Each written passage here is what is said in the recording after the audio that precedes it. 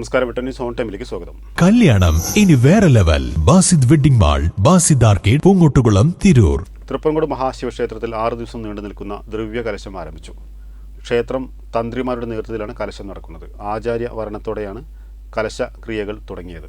തെയ്യംപാട്ടിൽ ജ്വല്ലറിയിൽ നിന്നും വെറും 2% മുതൽ പണിക്കൂലിയിൽ സ്വർണ്ണാഭരണങ്ങൾ സ്വന്തമാക്കാം. ഉടൻ തെയ്യംപാട്ടിൽ ജ്വല്ലറിയുടെ ഷോറൂം സന്ദർശിക്കൂ.